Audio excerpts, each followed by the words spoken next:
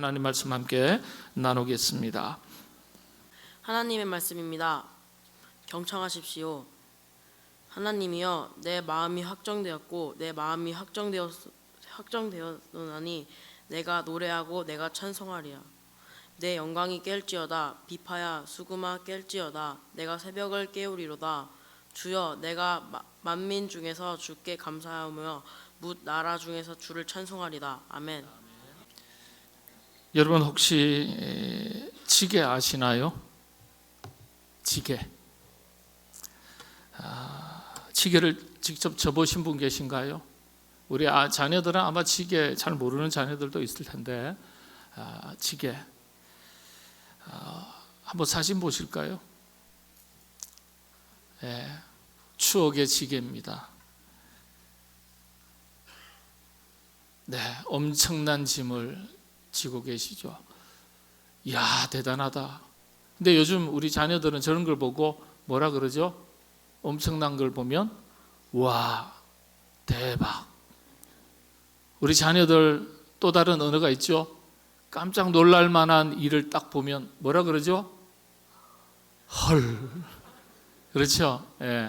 우리 부모님들이 자녀들의 언어를 익히시는 것도 괜찮아요. 왜냐하면 문화적인 거니까 자녀들의 문화를 이해한다는 거 참 중요한 일이죠. 대박이고요. 헐입니다. 근데 우리 부모님 세대는 와 그러죠. 농사일 외에도 여러 가지 물건을 지고 운반하던 아주 중요한 생활 도구 중 하나였습니다. 자, 그렇다면 지게는 아시는데 지게 부대라는 말 들어보셨나요? 지게 부대. 지게 부대가 있었습니다. 총을 들고 싸우는 군인들이 군대 부대인 줄 알았는데 지게 부대라는 게 있었어요. 그것도 6.25 전쟁 중에 있었습니다. 우리나라 6.25 전쟁에는 특수한 임무를 수행하던 부대가 있었는데 일명 지게 부대였습니다. Frame Army 그랬습니다. 공식 부대 명칭은 노무 부대였습니다. 그런데 지게 부대로 그 이름이 더 널리 알려졌습니다. 지게는 한국 사람들만이, 한국인이 가지는 독특한 도구입니다.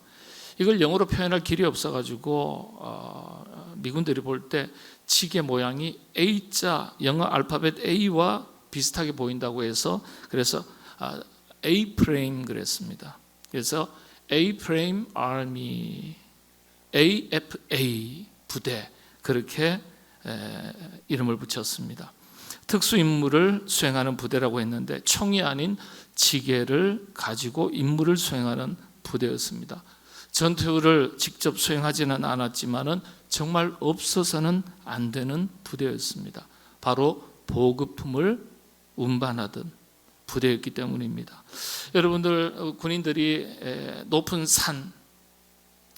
산자락에서 진지를 구축하고 높은 곳에서 아래를 보면서 적들의 동태를 살피고 그렇죠? 자, 그런데 높은 고지에 밥도 날라야 되고 탄약도 날라야 되는데 그걸 누가 어떻게 하겠습니까? 헬기로 다 하겠습니까? 자동차에 실어서 운반하겠습니까? 우리 한국은 70%가 산지예요. 그러니까 차가 올라갈 수가 없는 거예요. 시대가 옛날이기 때문에 뭐 헬기가 있어도 얼마나 있겠습니까? 그래서 이 지게 부대가 높은 고지에 있는 우리 아군들에게 식량을 날랐습니다. 탄약을 날랐습니다. 때로는 부상병을 날랐습니다. 높은 고지에 음식과 탄약을 나르고 내려올 때는 가볍게 내려오는 것이 아니라 부상병을 지게에 치고 내려왔습니다. 지게꾼요, 대단합니다. 아마 요즘 이런 분들 아까 보셨잖아요. 엄청난 짐을 등에 지고 이런 분들 계시면 세상에 이런 일이 이 TV에 소개될 만한 그런 분들일 거예요. 그런데 여러분 제가 자료를 찾아보니까요, 보통 쌀 한 가마 지는 건 뭐 이건 일도 아니에요. 쌀 한 가마가 몇 킬로죠? 40킬로요? 80킬로예요. 어떻게 그렇게 잘 아세요? 80킬로입니다. 80킬로 다 졌다는 거예요. 근데 제가 보니까요, 자료를 찾아보니까 160kg를 진 지객분들도 많았답니다. 쌀 2가마이. 그거 보다가요, 제가 제 안에 생각하고 좀 이렇게 아가씨들 이렇게 생각하면 요즘 다 다이어트 한다고 몸무게가 40kg잖아요. 그죠? 예, 깃털처럼 날아갈 영혼들. 근데 세상에 40kg 여성을 몇 명이나 지게 졌다고요? 4명을 졌다는 거예요. 세상에 4명을 졌다는 거예요. 상상이 안 가요. 예. 기본은 80kg예요. 기본은 2명을 지게 지고 오르락 내리락 했다는 거예요. 야, 이분들이 있었기 때문에 우리 국군들이, 아군들이 전투를 지속할 수 있었다는 거예요. 1951년부터 53년 7월 정전 협정 때까지 무려 30여만 명이 지게 부대에 동원되었습니다. 처음에는 젊은 사람들을 징집 대상으로 모집했는데 나중에 보니까 다 중장년층이 담당을 했다는 거예요. 예. 기술이 필요해요. 옛날에 시골에 가보면 젊은 사람들이 지지 못하는 지게를요, 짐을요, 노인 어르신들이 번쩍번쩍 듭니다. 저는 직접 체험했습니다. 저희 할아버지가, 제가 그때 20대 초반인데요, 선산이 있어서, 선산이 좀 높은 곳에 좋은 나무들이 많아서요, 할아버지께서 꼭 집에 쓰실 나무가 필요해서 야, 나무 좀 하러 가자 그러시더라고요. 그래서 따라 올라갔습니다. 근데 좋은 소나무, 꼭 집에서 필요한 그런 소나무를 뱄어요. 베고 나서 토막을 잘라서 지게에 실으시는데 저희 할아버지시잖아요, 아버지도 아닌. 그러니까 20대니까 제가 힘이 있으니까 이런 짐쯤이야 하고, 할아버지 제가 질게요. 네. 그래서 제가 지려고 딱 어깨에 끈을 메고 지팡이를 딱 쥐고 일어서는데 못 일어서겠더라고요. 아직도 그때 그 장면이 눈에 선하게 기억 속에 남아 있습니다. 못 지겠더라고요. 한번 져봐 이러셨는데 못 지겠더라고요. 지려고 애를 쓰는데요, 저희 할아버니 아서라 말아라. 야, 몸 다친다, 큰일 난다. 무거운 나무니까요. 호리호리한 저희 할아버지 스몰 사이즈 165도 안 되는데 호리호리해요. 딱 지게지고 지팡이 딱 쥐고 탁 드니까 가볍게 드세요. 가볍게. 이야, 깜짝 놀랐어요. 요령이 힘으로 지는 게 아니더라고요. 요령이 있어야 돼요. 자, 이런 지게를 지셨던 중장년층들이 지게 부대로 활약을 했습니다. 자, 그런데 자신을 스스로 방어할 수 있는 무기도 없고 지게 하나를 쥐고 오르락 내리락 하니까요, 적들의 공격 대상이 됐고, 그러다 보니까 사망자도 많았고 부상자도 많았습니다. 전쟁 후에 파악하니까 2천여 명이 사망했습니다. 부상자가 아니고 실종자만 2천 명이 넘었습니다. 무려 4천 명 이상이 숨을 거두었습니다. 부상자는 이보다 훨씬 더 많았어요. 미군 사령관의 증언에 의하면 매일 이분들은요 10마일 정도 떨어진 지점 고지에 100파운드의 무게의 보급품을 운반했다, 그렇게 보고했어요. 10마일이면 16kg입니다. 100파운드는 45kg 정도 됩니다. 순탄한 평탄한 길이 아닙니다. 산길을, 비탈진 길을 오르락 내리락 했습니다. 많은 분들이 목숨을 잃었습니다. 그런데 이런 일을 수행했던 분이 누굽니까? 우리의 아버지예요. 우리의 할아버지입니다. 이분들의 희생과 헌신이 있었기 때문에 오늘 대한민국이 있는 겁니다. 오늘 우리가 자유를 누리고 번영을 누리는 겁니다. 얼굴도 이름도 모르지만은 참으로 고마운 분들입니다.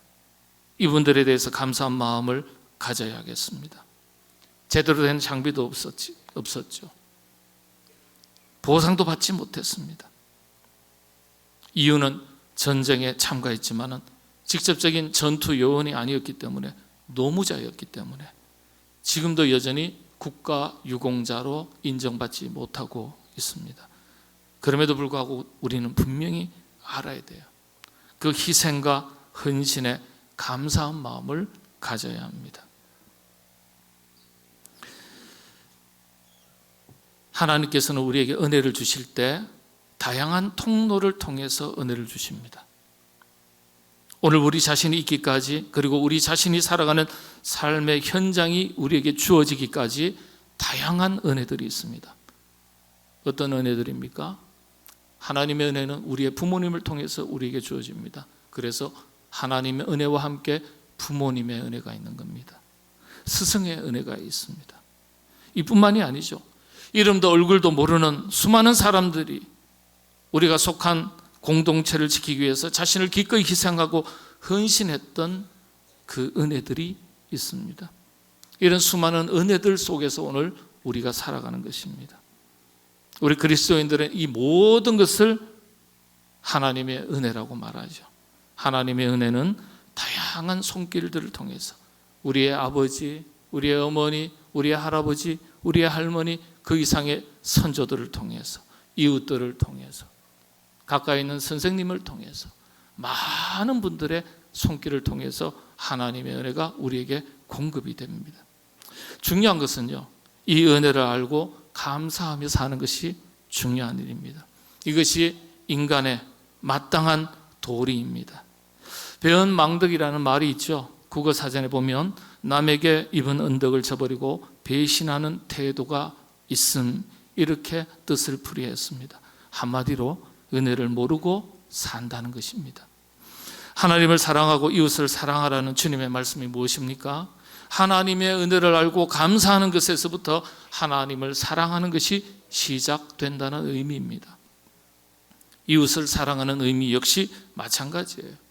우리가 속한 공동체를 위해서, 교회도 그렇죠.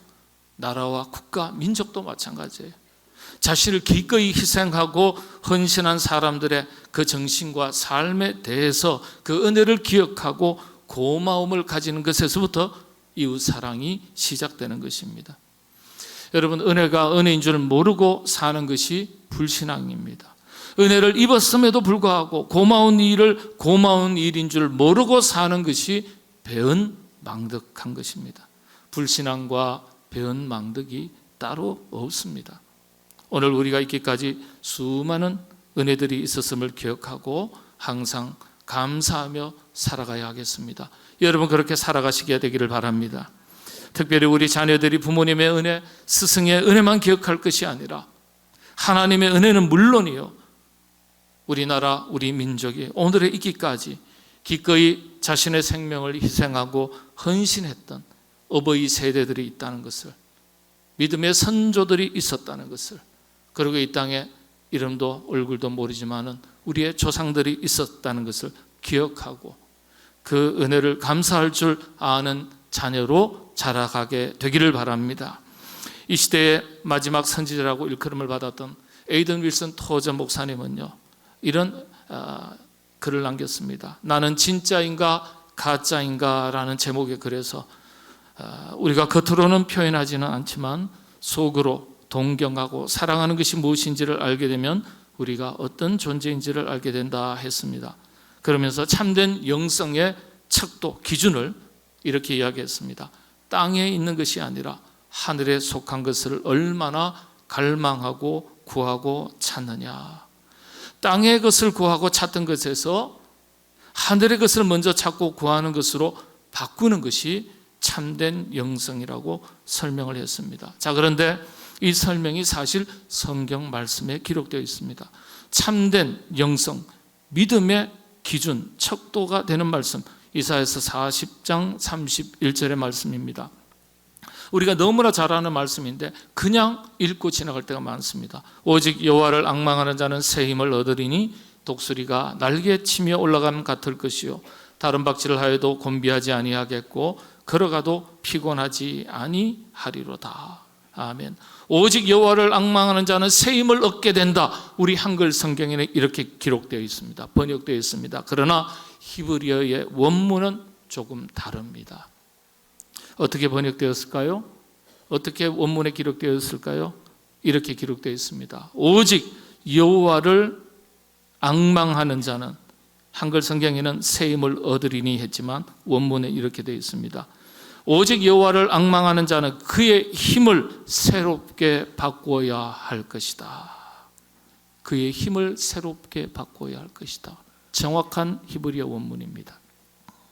우리 한글 성경 중국 한문 성경에서 번역을 했기 때문에 원뜻을 정확하게 다 담지 못한 경우가 많아요. 자, 계속해서 이렇게 번역이 됩니다. 그렇게 되면 그는 독수리 날개치며 올라감 같을 것이요 다른 박질을 하여도 곤비하지 아니하겠고 걸어가도 피곤하지 아니할 것이다. 여러분, 새 힘을 얻게 된다. 히브리어 원문에는 할라프 코하우 이렇게 기록되어 있어요.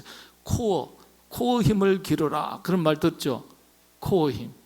그 말이 히브리어 원어에서 나왔어요. 할라프 코하우. 예. 근데 코하우는 힘이에요. 근데 할라프는 바꾸다, 교환하다라는 뜻입니다. 다시 말씀을 드리면 땅의 것을 구하고 사용하던 힘을 하늘의 것을 구하는 것으로 그 힘의 방향을 바꾸라. 그렇게 되면 그는 독수리 날개치며 올라감 같을 것이요 다른 박질을 하여도 곤비하지 않겠고 걸어가도 피곤하지 아니할 것이다. 힘의 방향을 바꾸라는 거예요.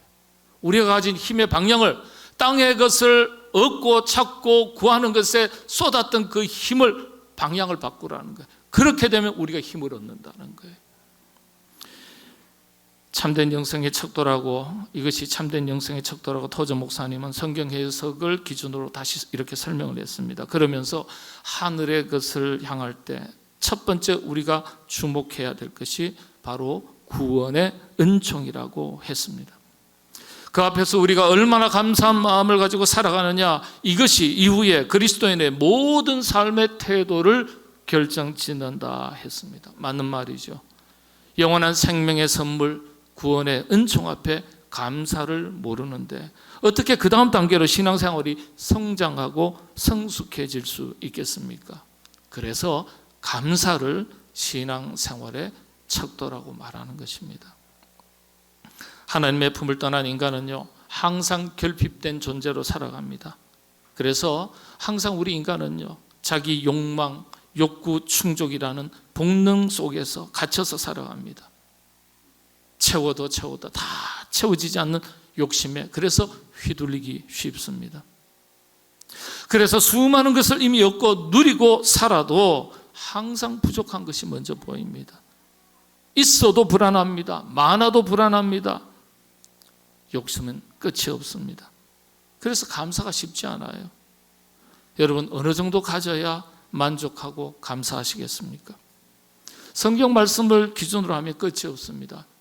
욕심이 잉태하여 죄를 낳고요, 욕심이 욕심을 낳고, 욕심이 또 다른 욕심을 낳고, 마침내 이 욕심이, 어떤 사람이 욕심 없이 살 수는 없잖아요. 그러나 이 욕심이 본질을 잃어버리고 신앙의 기준을 비켜나고 벗어나는 것으로 확대되면 그걸 성경은 탐욕이라고 말합니다.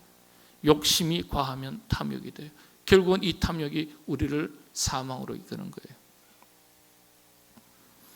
욕심은 끝없이 자라가는 것입니다. 그래서 여러분, 결단하셔야 돼요. 어떠한 순간, 어떠한 환경, 어떠한 상황 속에서라도 나는 감사하고 살겠습니다. 결단해야만 감사할 수 있습니다.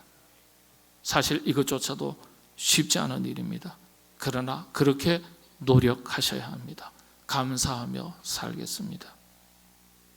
오늘 본문 말씀은 이런 다윗의 다짐, 결단을 볼 수 있는 말씀이죠. 무엇이라고 결단 고백합니까? 하나님이여, 내 마음이 확정되었고 내 마음이 확정되었사오니. 결단했다는 뜻이에요. 내가 노래하고 내가 찬송하리이다. 내가 노래하고 찬송하리이다. 히브리어로 찬송, 찬양과 감사는 어원이 같습니다. 하나님, 내가 감사하고 또 감사하겠습니다. 내 영광 앞에 일지어다. 비파야 수금 앞에 일지어다. 내가 새벽을 깨우리로다. 주여, 내가 만민 중에서 주께 감사하며 문 나라 중에서 주를 찬송하리이다. 감사하고 또 감사하겠다. 여러분, 이 57편의 시편은요, 다윗이 사울왕의 칼을 피해서 아둘람 동굴에 피해 있을 때, 숨어 있을 때 고백했던 시편입니다. 도저히 감사할 수 없는 극한의 상황 속에서 불안하고 두렵고 먹고 입고 사는 모든 것이 열악한 극한의 상황 속에서, 그럼에도 불구하고 지금까지 살아온 것만 해도 하나님의 은혜였음을 기억하고 감사하기로 결단하고 드린 시편의 신앙 고백입니다. 여러분, 진정한 감사는 그래서 자신의 환경과 상황을 뛰어넘을 수 있어야 돼요. 금년 한 해 절반의 세월을 살아오셨는데 여러분의 삶이 어떠하셨습니까? 어떠하셨든지 관계없이 감사함으로 마치게 되시기를 바랍니다. 우리 방송국에 있는 귀한 분들이 더 아멘 소리 크고, 우리는 대체로 아멘 잘 안 하거든요. 너무 점잖은 양반 출신들이라 가지고 아멘 하면 여기까지 올라오다가 또 꾹 눌러가지고 경거망동하면 안 돼. 아멘 속으로. 여러분, 입술의 고백이 우리의 삶으로 드러나는 겁니다. 여러분, 어떠한 상황과 형편과 처지 관계없이 다윗처럼 하나님 앞에 찬송하고 감사하기로 결단하고 살아가시게 되기를 바랍니다. 그렇게 결단하고 고백하시면요, 하나님께서 더 큰 은혜 주실 줄로 믿습니다.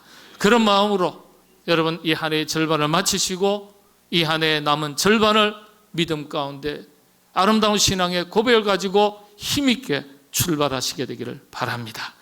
기도하겠습니다. 하나님, 다윗의 위대한 고백이 오늘 우리의 신앙 고백이 되게 하시고 우리의 삶으로 이어지게 하여 주옵소서. 어떠한 형편과 처지, 환경 가운데 살아왔을지라도 지금 여기까지 살아온 것만 해도 하나님의 은혜인 줄로 믿고 감사하며 살아가게 하여 주시옵소서. 예수님의 이름으로 기도하옵나이다. 아멘.